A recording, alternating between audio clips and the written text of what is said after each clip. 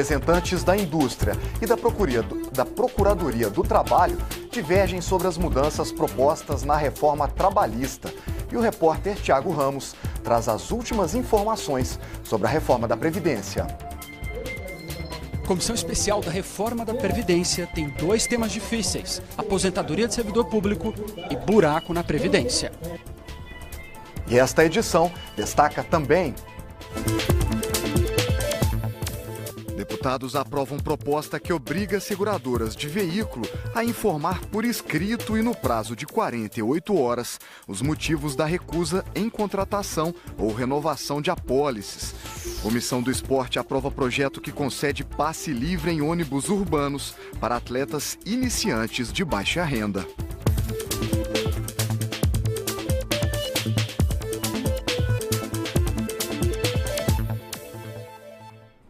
Boa noite. Em Brasília, 20 horas e 1 minuto. O Jornal da Câmara começa agora.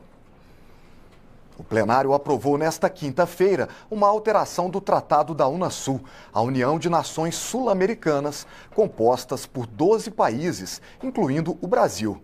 A mudança estabelece que todos os países que integram o bloco concordam com a promoção e a defesa da democracia, dos direitos humanos e das liberdades fundamentais, incluindo a liberdade de opinião. O projeto agora vai para análise do Senado. Outra proposta aprovada hoje cria o Grupo Parlamentar Brasil-República Dominicana. O Brasil já promove a diplomacia parlamentar com os países caribenhos, mas houve o entendimento de se criar especificamente esse grupo, uma vez que o Parlamento Dominicano já tem um grupo equivalente. O projeto agora segue para promulgação. Na Comissão Especial da Reforma da Previdência, o debate nesta quinta-feira acabou se concentrando no tema déficit, que é a principal justificativa para as mudanças propostas pelo governo. Afinal, as contas da Previdência fecham ou não fecham? Veja na reportagem de Tiago Ramos. Essa história começa com uma propaganda dos auditores da Receita Federal. Não há um rombo na Previdência Pública, e sim um desvínculo anual das contribuições sociais por parte do governo, autorizado por uma emenda constitucional. A conta é a seguinte: a Previdência perde dinheiro com renúncia fiscal, desoneração da folha e com a DRU, a desvinculação de receitas da União. Somadas, as três tiram dos cofres da Seguridade Social, que inclui a Previdência, mais de 270 bilhões de reais todo ano. Nós temos orçamento fiscal deficitário e o que faz então? O que o governo fez já há muitos anos, desde 1994, vamos começar a tirar do orçamento da Previdência para cobrir o déficit fiscal da nação. O governo também tem uma propaganda sobre Previdência. Avisa que não existe um cofre só da Previdência, mas sim um do país todo. E garante que mesmo se a conta fosse aquela, já estaria no vermelho também. Os dados que foram apresentados não chegaram, porque a análise é sempre financeira, não chegaram a 2016, em que se vislumbre de maneira clara que até o financeiro, em relação à Seguridade Social, tem a questão de déficit esse ano. Não adianta procurar uma resposta única nesse debate. Se o buraco é na Previdência ou no pagamento da dívida, depende da visão de cada um. Ideias opostas que, estranhamente, fazem mesmo sentido. E é por isso que esse debate é tão difícil. Mas não acabou aí não, viu? Tem mais um tema espinhoso: a aposentadoria de servidores públicos. Com a reforma, as regras para eles e as regras gerais estão ficando mais parecidas. Idade mínima igual, teto igual e cálculo da aposentadoria igual. Nas regras que existiam, eu podia passar num concurso público, trabalhar 10 anos como auditor, sendo que 20 anos da minha vida eu recolhi para R$1.000, e eu aposentava com quanto? Com salário de auditor. Que subsídio é esse em relação à sociedade brasileira que a gente não tem coragem de falar? Tem que ter coragem de falar. Representantes dos servidores contestaram. Isso mudou já nas reformas de 1998 e 2003. Com a criação dos fundos de aposentadoria complementar, a tendência é essa conta se equilibrar com o tempo. Já foram feitas reformas fundamentais para o saneamento dos regimes próprios de previdência social. Os argumentos técnicos são também munição para disputa política. É inadmissível que se venha aqui manipular a opinião pública com dados inverídicos, com dados inclusive falaciosos acerca de déficit na Previdência. O déficit da Previdência existe, é pesado, passa de 200. E representantes da Justiça do Trabalho participaram de audiência pública na comissão especial que debate a reforma trabalhista. O defendeu as mudanças.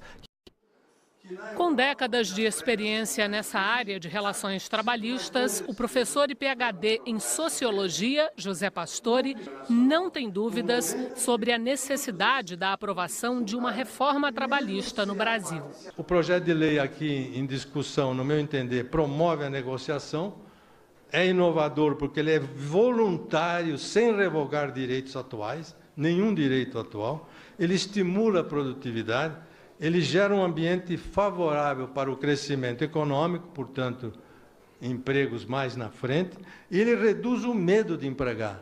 Quem também defende as mudanças propostas pelo governo é a Associação Brasileira da Indústria de Máquinas e Equipamentos.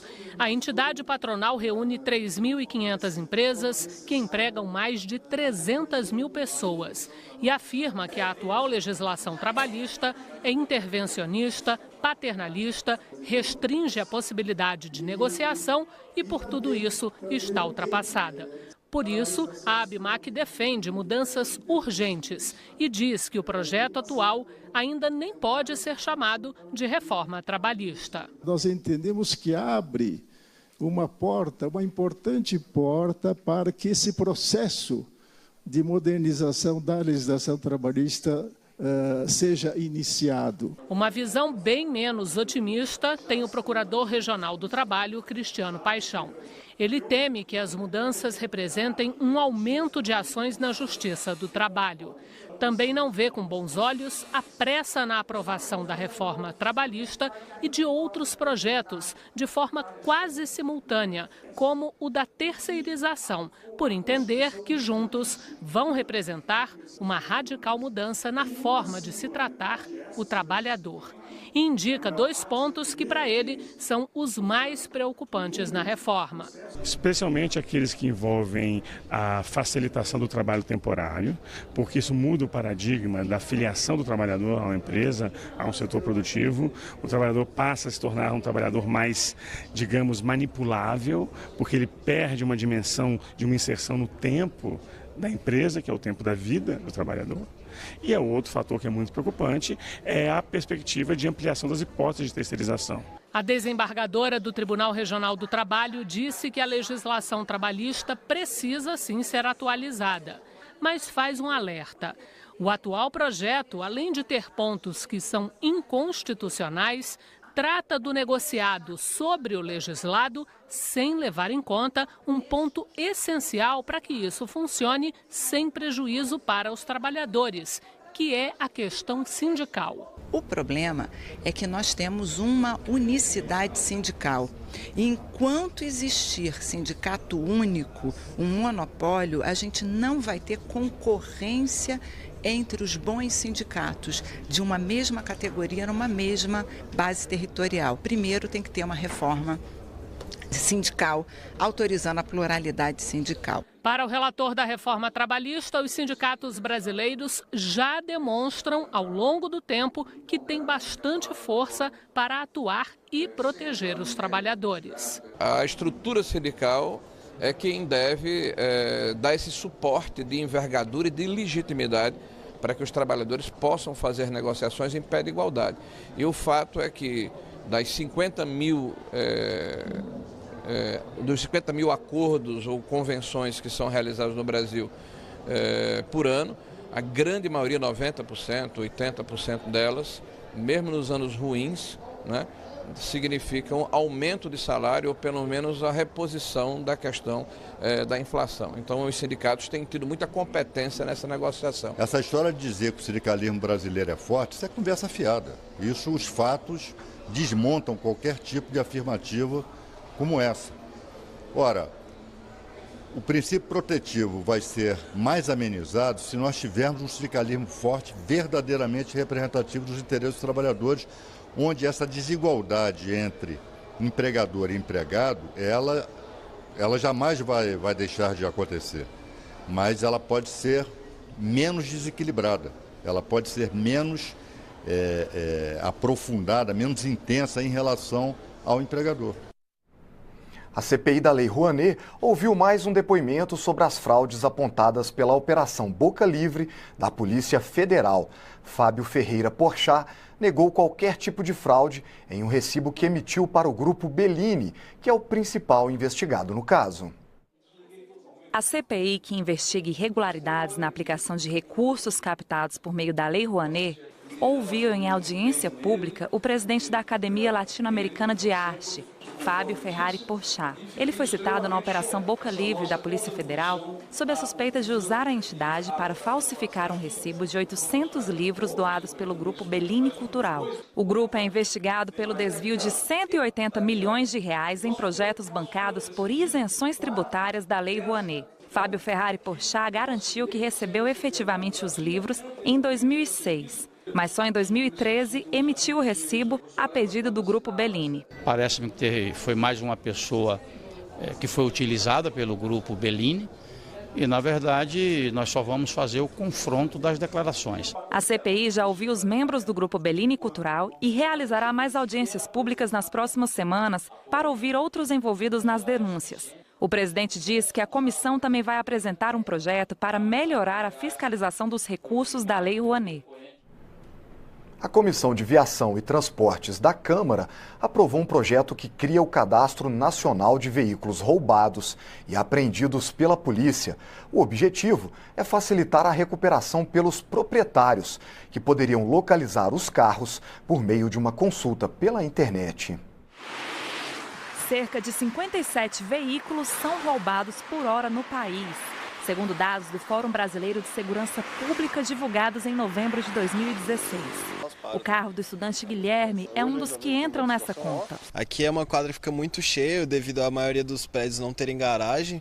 Então acaba que o pessoal costuma estacionar ali na entrada da quadra. E eu estacionei lá durante anos, nunca tinha me acontecido nada, até que esse dia que eu estacionei por volta de meia-noite, no dia seguinte, às 10 da manhã, eu fui buscar o carro para sair e não estava mais lá. Caso o carro de Guilherme seja localizado, ele deve receber uma notificação da polícia ou da autoridade de trânsito. Mas pode ser que isso não aconteça por falhas no sistema de endereço. E se o carro for encontrado em outro estado, a falta de integração entre os Detrans dificulta ainda mais a notificação. Com o objetivo de facilitar a busca de carros apreendidos ou recuperados pela polícia em qualquer estado, a Comissão de Viação e Transportes aprovou um projeto que quer centralizar a informação em 2 cadastros: o Registro Nacional de Veículos Roubados e Furtados e o Registro Nacional de Veículos em depósito, que ficam em pátios como este. Acho que o Denatran ele tem a sua responsabilidade, até porque gere toda a parte de trânsito no Brasil. Então, ele criando esse cadastro, vai ter a possibilidade de fazer uma consonância com os Detrans de cada estado. A proposta é que os cadastros fiquem disponíveis na internet para serem consultados por qualquer cidadão.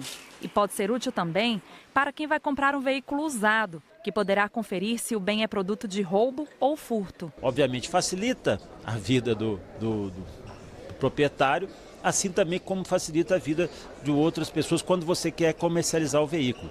E isso, o mais importante, eu acho que nesse aspecto que está sendo proposto, é agilizar esse serviço. Por que agilizar? Porque às vezes o veículo consta na base como furtado ou roubado, mas já foi recuperado. A proposta ainda deve ser analisada por mais 3 comissões da Câmara. As seguradoras de veículos podem ter que informar ao consumidor por escrito e em prazo de 48 horas as razões de recusar uma contratação ou renovação de uma apólice. É o que prevê um projeto aprovado pela Comissão de Defesa do Consumidor da Câmara. Maria de Fátima tem uma verdadeira frota na casa dela. São 5 carros e entre eles algumas raridades, como esse Aero Willys, ou este Fusca. Tem ainda um Jeep militar e mais 2 caminhonetes. Ela não descuida do seguro de nenhum dos 5 automóveis, mas no ano passado teve uma surpresa. A seguradora rescindiu por conta própria o seguro de 3 dos carros, alegando que a cliente tinha uma restrição, sem avisar previamente nem explicar que restrição seria essa. Acho injusto porque eu toda a vida tive seguro, eu tenho um nome lá nas seguradoras, onde Eles deveriam ter me analisado antes, que eu fui sempre uma boa pagadora, e por causa de uma restrição eu não pude fazer o seguro. No caso da Fátima, a restrição era a pendência de um pagamento antigo que nem tinha a ver com seguro de carro. Mas os motivos para a rescisão unilateral de seguros podem ser muitos. Uma peça difícil de repor, um modelo que seja muito visado pelos bandidos. Mas o pior é que nem sempre a razão da rescisão fica clara para o cliente. Hoje as seguradoras muitas das vezes só mandam uma cartinha simples, um e-mail, às vezes para o próprio corretor, que é repassado ao cliente dizendo que não aceita o risco. Por questões de política da seguradora. Então, o benefício é para exatamente o cliente saber por qual motivo é que não está sendo aceito, poder regularizar se for alguma pendência que seja conveniente ao próprio cliente resolver e ter o seu bem assegurado. O projeto aprovado na Comissão de Defesa do Consumidor quer regular essa prática. E o presidente do Instituto Brasileiro de Estudo e Defesa das Relações de Consumo considera a proposta um avanço. O fornecedor ele vence o consumidor no cansaço. A pessoa acaba não fazendo, indo para a opção de outro banco, ou opção de outra seguradora, ou de outro plano de saúde. Ou de outra telefonia também, que tem muita recusa, às vezes, de contratação de telefonia, por ser vencido por cansaço. Então, assim, você criando um projeto de lei que você estipula um prazo para que o fornecedor informe o motivo pelo qual ele não quer fornecer esse serviço, você cria aí um direito do consumidor mais consolidado. A Comissão do Esporte aprovou um projeto que concede passe livre em ônibus urbanos para atletas iniciantes de baixa renda. O objetivo é garantir que os jovens não abandonem o sonho de brilhar no esporte por falta de dinheiro. São comuns no futebol brasileiro histórias de craques que no início da carreira tiveram dificuldade até para pagar as passagens do ônibus para poder treinar. Paulo Roberto, que mora na cidade de São Sebastião, no Distrito Federal, corre atrás do sonho de ser um jogador profissional. É um jogador profissional, aquele sonho. Então a gente várias vezes foi jogando mesmo para treinar. Se depender de um projeto de lei que está em análise até os centros de treinamento esportivo.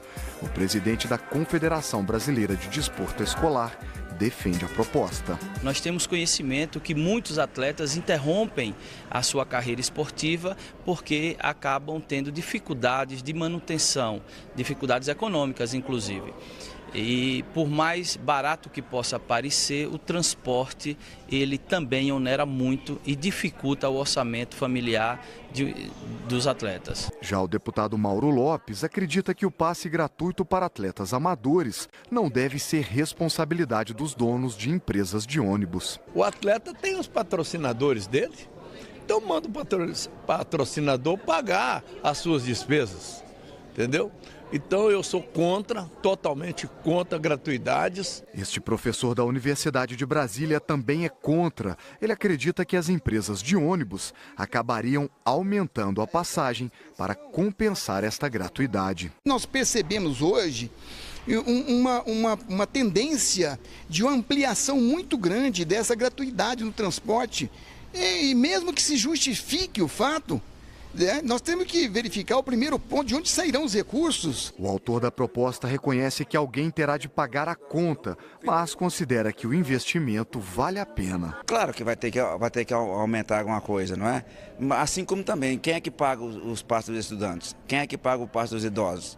Então eu acho que uma parcela a mais nesse sentido, e assim a gente está contribuindo para tirar esses adolescentes, jovens das drogas.